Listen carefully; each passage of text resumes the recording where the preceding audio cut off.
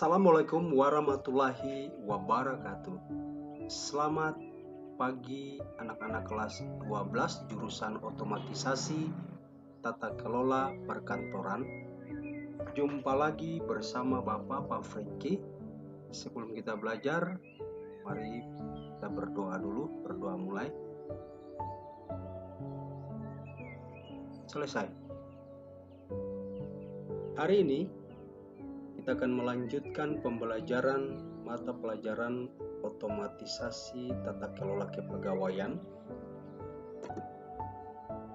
di mana kita akan masuk untuk bab yang ke-6 dengan materi pembelajaran kita adalah cuti pegawai bersama Bapak Pak Franky.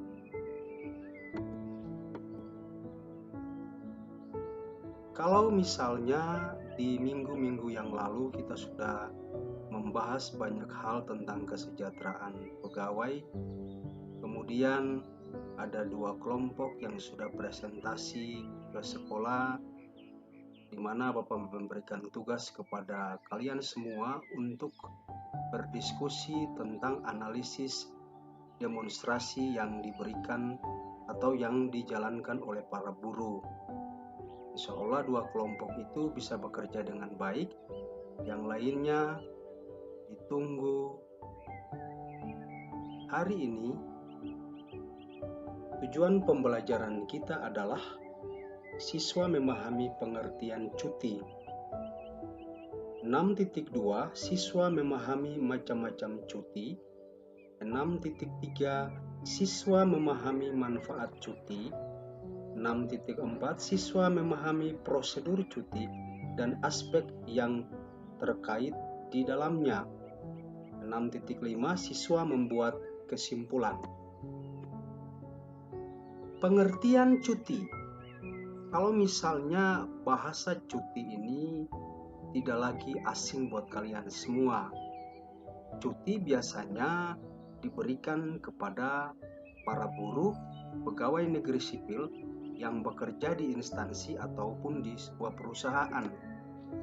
Cuti adalah keadaan tidak masuk kerja yang diizinkan dalam jangka waktu tertentu. Pengertian cuti ini bahwa diizinkan dalam jangka waktu tertentu. Artinya bahwa ada aturan yang diberikan oleh instansi pemerintah, instansi swasta yang di dalamnya adalah perusahaan. Kemudian, yang kedua adalah landasan hukum. Setiap pegawai negeri sipil atau para buruh, mereka ingin cuti, haruslah dilandasi dengan landasan hukum. Pasal 79 ayat 1 sampai dengan ayat 5 Undang-Undang Nomor 13 Tahun 2013 tentang Ketenagakerjaan. Jadi pada Undang-Undang Nomor 13 ini sudah dijelaskan situ bahwa seorang pegawai negeri sipil, seorang karyawan swasta berhak untuk mendapatkan cuti yang diberikan oleh pemerintah ataupun perusahaan. Kemudian yang berikut adalah tujuan pemberian cuti. Tujuan pemberian cuti itu adalah untuk memberikan kesempatan istirahat bagi para pegawai negeri sipil dalam rangka menjamin kesegaran jasmani dan rohaninya. Jadi tujuan daripada cuti itu kesegaran jasmani tubuhnya, rohaninya. Dia beristirahat selama beberapa hari, selama beberapa waktu, maka dia akan kembali lagi bekerja di dalam perusahaan ataupun instansi yang ia harus menjalankan tugas dan tanggung jawabnya.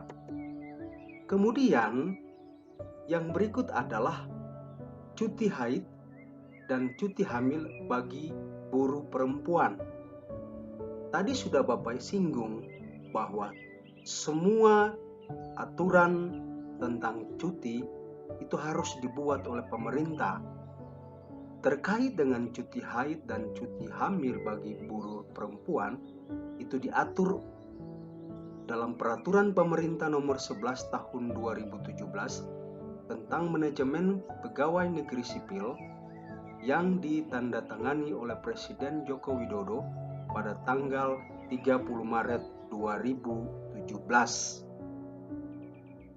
Kemudian, cuti haid bagi buruh perempuan tepatnya pada hari pertama dan kedua haid, sedangkan cuti hamil, bersalin, atau keguguran diberikan cuti sekurang-kurangnya setengah bulan sebelum melahirkan dan setengah bulan setelah melahirkan.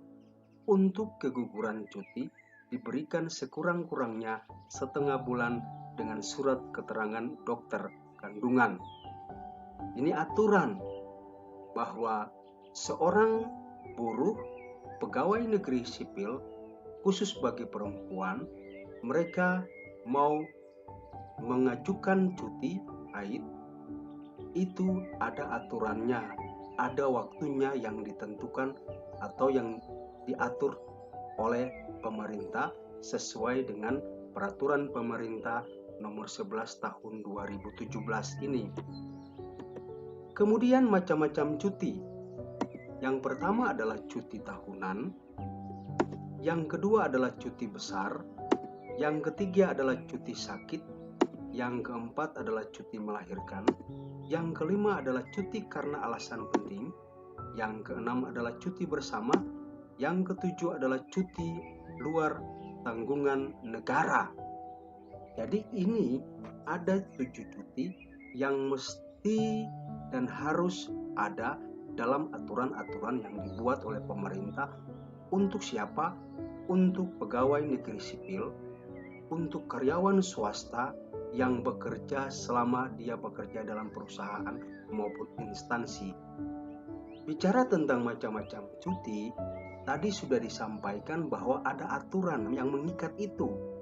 Artinya apa? Bahwa orang yang bekerja mungkin karena kecapean, karena sakit, dia butuh istirahat, maka dia berhak mengajukan cuti kepada perusahaan maupun instansi yang dia bekerja.